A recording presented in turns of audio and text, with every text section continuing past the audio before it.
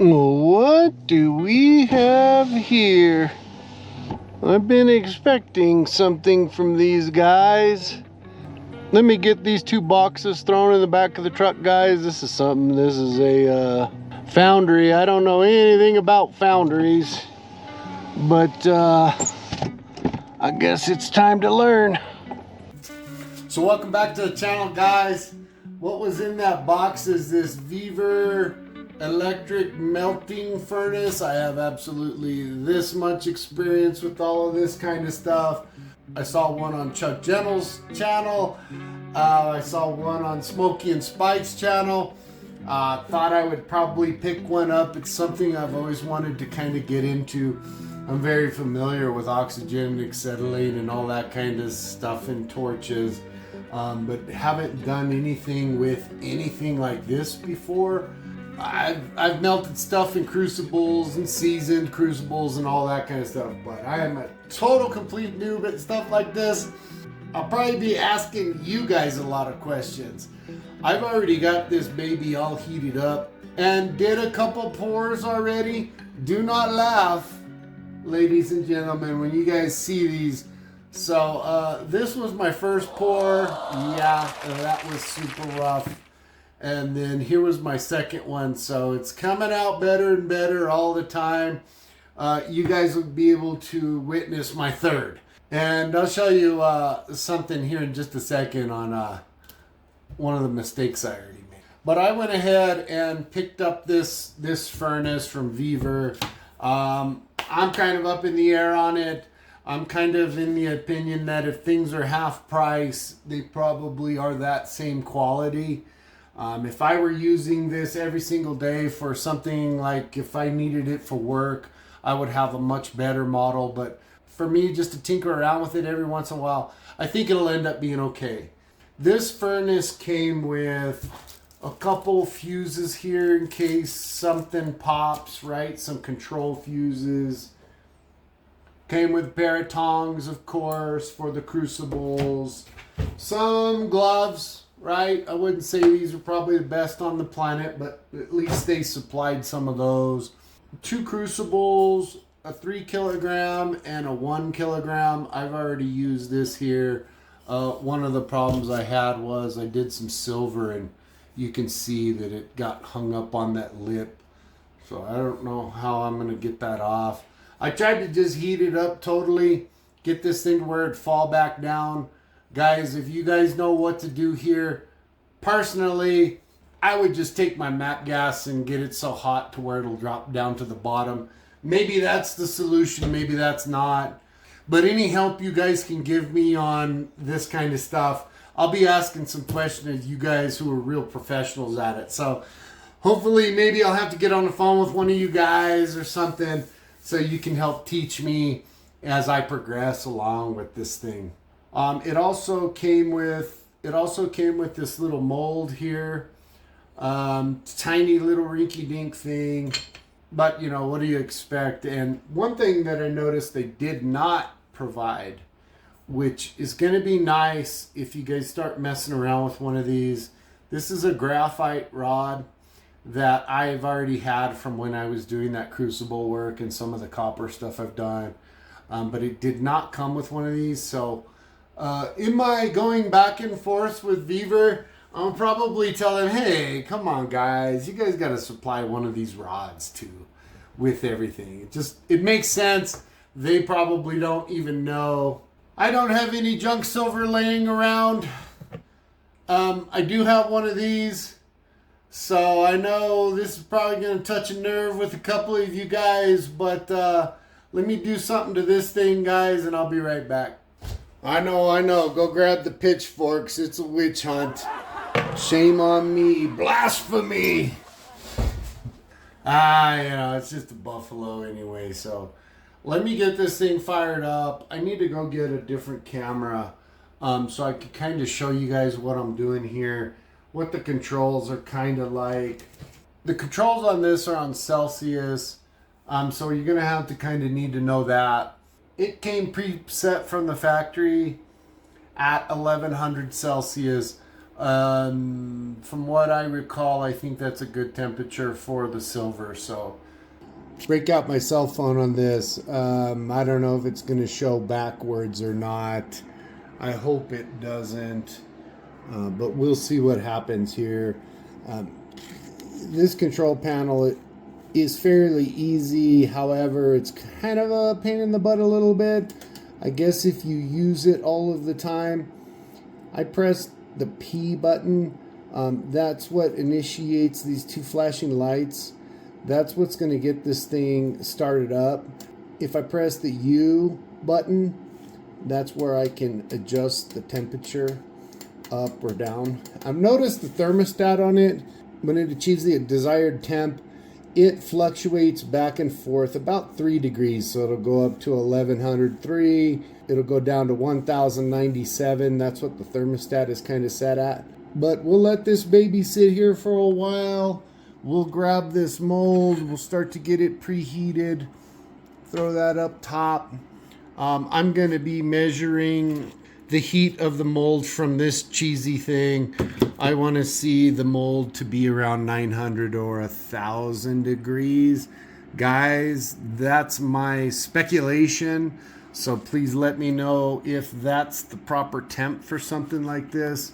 As it stands, when I did my first pour, I had this sitting here on this brick like that. And I went to go pour, and I've seen in the past, you know, molten metals, guys, is pretty crazy.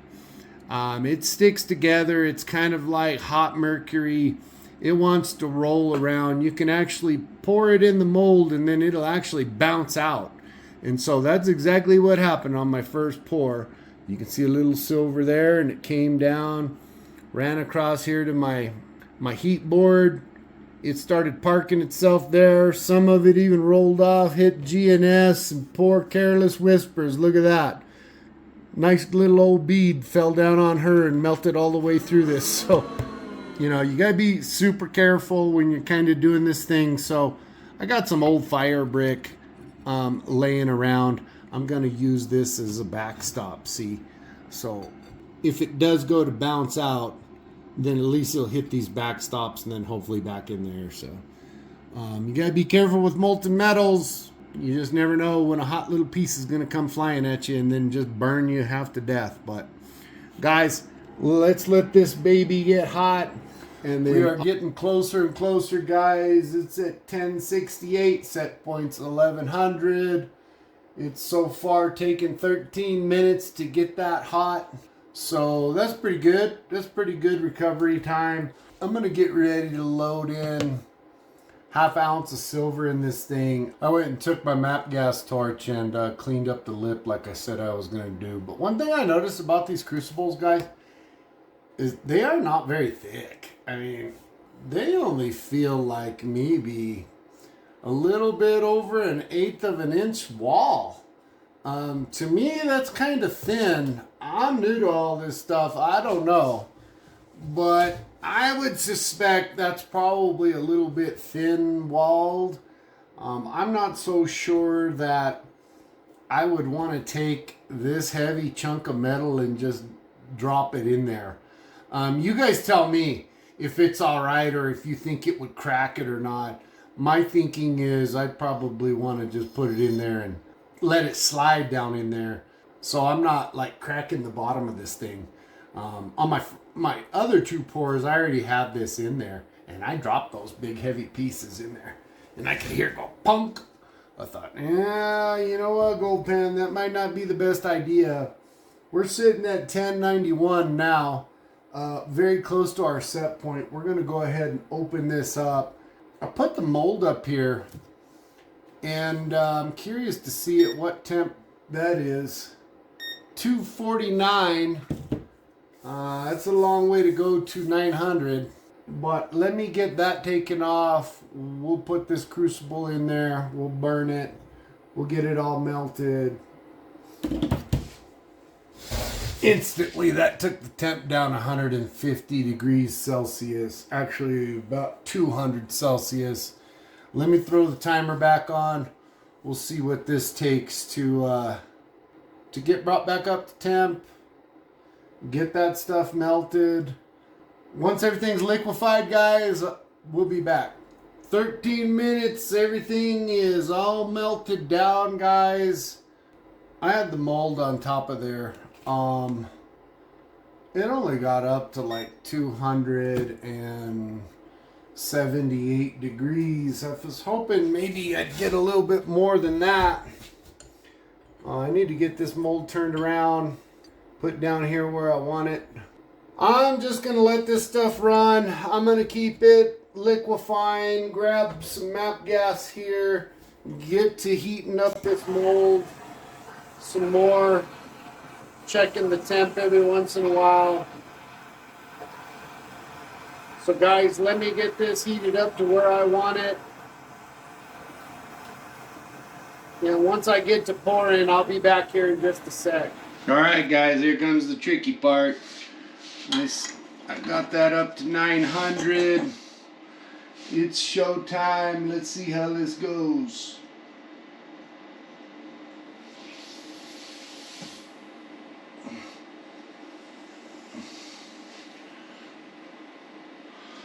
Left a little booger on there. I don't like that. I'd have to say my second pour is actually better than this one, but I'll let that stuff sit there for a little while, cool down. That's how that baby came out. I was hoping for a little bit better result than that, but you know how it goes.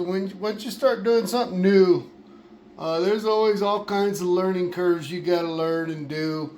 You know, I know how to fix this.